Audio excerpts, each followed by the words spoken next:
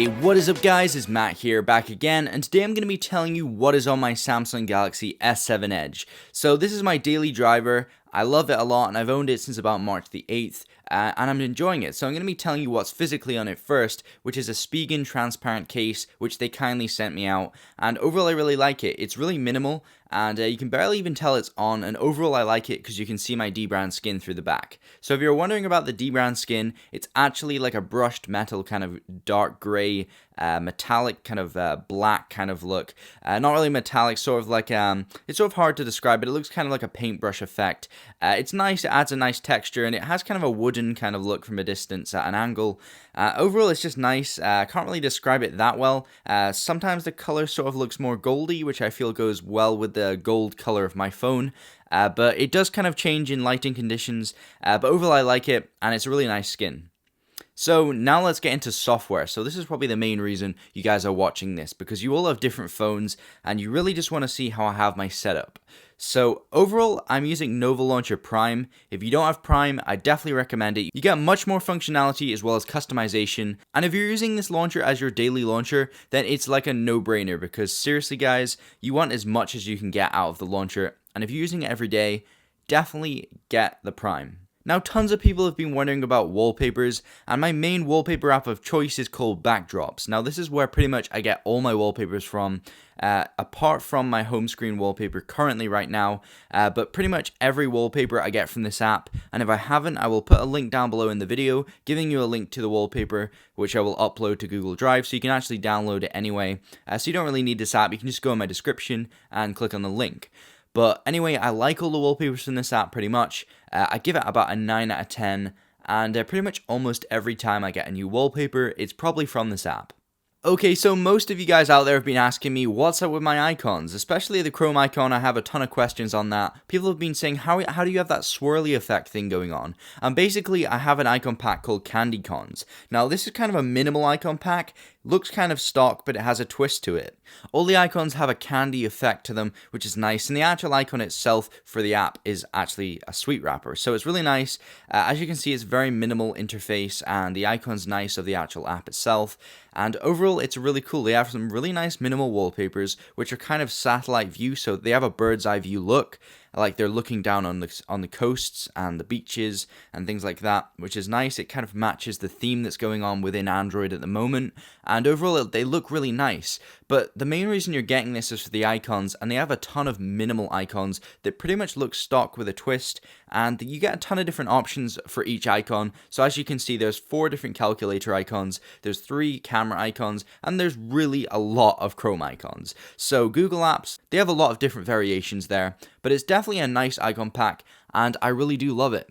Now, talking about the actual layout of my home screen, I just have a 4x4 grid layout, and I have Facebook at the top there, and Instagram as well. I use all my social medias, so I tend to keep them on the first page. But I keep my Messenger, as well as all my standard kind of stuff like Flipboard, Google+, my YouTube Analytics app, so my Creator app, and pretty much everything on the first page is really just kind of general apps that most people would have on their phone. And I really do use them every day, so it's kind of a must-have to keep them here, especially YouTube, because that is like literally life. Anyway, I just think it's a really minimal setup, and I don't really need to talk over what Facebook is and Instagram and Google+, because you guys know what that is. Now, the only exception might actually be a folder I have in the bottom right, which has a few video apps, which is cool. But apart from that, I just have kind of Windows apps, have my banking apps and my Android Pay and things like that, which is actually new for the UK. It's only really just came out in the past couple months, but overall I'm enjoying it, and it's definitely a really cool app as well.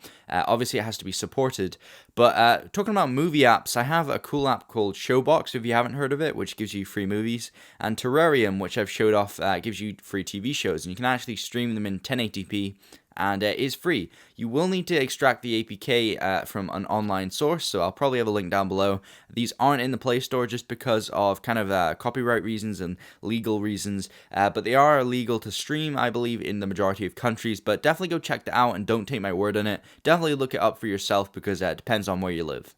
But overall, they're really cool apps, and I also have an app called Web Video, which allows you to stream things like Putlocker to your TV, like Chromecast, and I also have an app called Cinema Box, which is kind of like a backup for Showbox for when it's not working.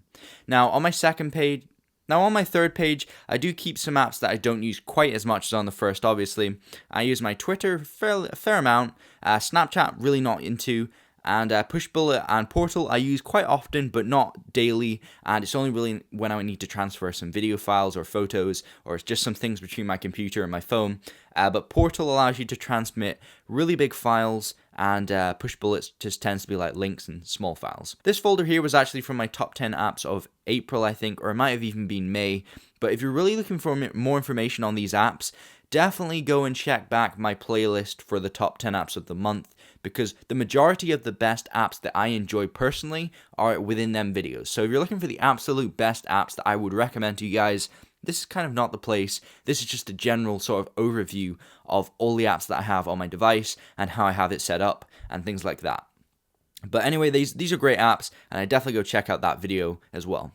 Okay, so the next one up is called Hound, and this is an artificial intelligence app, a little bit like Siri or Google Now or something like that in the mix, and overall it's really smart. You can ask it things like, show me some hotels under $300 a night with Wi-Fi that are pet friendly and allow smoking, and it will actually show you that with in detail, and the nearest ones obviously can be location specific as well, but you can ask it some really technical questions as well as it to split your bill, tell you how much you need to pay for a tip at a restaurant and things like that. But it's really cool, innovative, and I actually really like it. I think it has a really deep potential future, and I've heard about things like Google buying them and things like that, and I think that'll be a really great experience to try and merge that into Google Now, because it is a really cool artificial intelligence, probably one of my favorites to use, second from Google Now, but it's definitely a must-have just to try it out and experiment with and just play around with it. It's just a definitely really fun app, and quite often I come back to it to show people.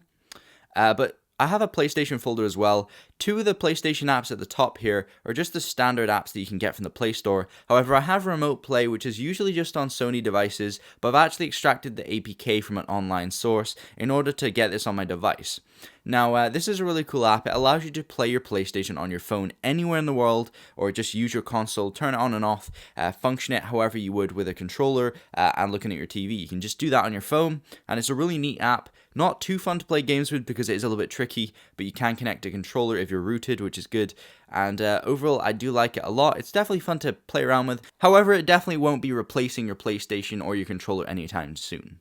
Okay, so basically up next is Aptoid, and this is an app which allows you to download free apps that are in the Play Store for a paid price. Now, this may be illegal in some places, but I'm just telling you for information purposes. You don't have to download this, and if you don't want to, definitely don't get it. Not all apps work when you download them because of license keys and things like that. However, I've found that most apps do tend to work apart from big apps that like Grand Theft Auto and things like that. But it's definitely good if you just want to download it free. Try it, and if you don't like it, you can uninstall it instead of buying it and then deciding that you don't actually like it. Now, at the bottom here, I have my GoPro app, which I basically use to connect to my Wi-Fi GoPro Hero 4, and then I just have my Outlook, which is to receive school emails on my 365 account. So, really, not a lot of stuff to talk about there, but I do have a few exceptional apps on there as well. But basically, they're just the majority of normal apps that people would have on their phone. Now, on this page here, I have some kind of trial and error apps where I've simply just downloaded them. I'm trying them right now, and maybe I'm not too sure about them yet, so I tend to keep them all on this page. And if I like them, I'll tend to put them in a folder, and that'll basically become my top apps. So I'll just search through a ton of different apps, download them, try them, uninstall them, and if I like them, that is my top 10 apps of the month. So that's really how it works for me. It takes a long time, and it takes multiple pages of apps and a lot of searching online. But it's definitely worth it for you guys as well as myself using apps on a daily basis. It's definitely really fun.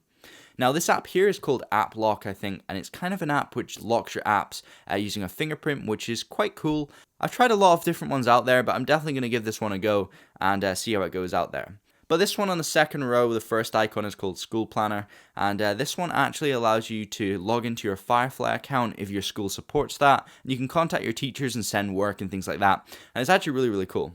Now, really, that is pretty much it. I don't really want to go into much depth about anything else because I really don't use a lot of other apps, especially the ones in my app drawer. They tend to just be really junky apps that I'm thinking about getting rid of. But that's really it. So I hope you enjoyed. I did try to go into as much detail as possible, but if you really want any more detail, comment down below and I can answer your questions. Anyway guys, that is it. Don't forget to comment, rate, and subscribe, and thank you so much for watching.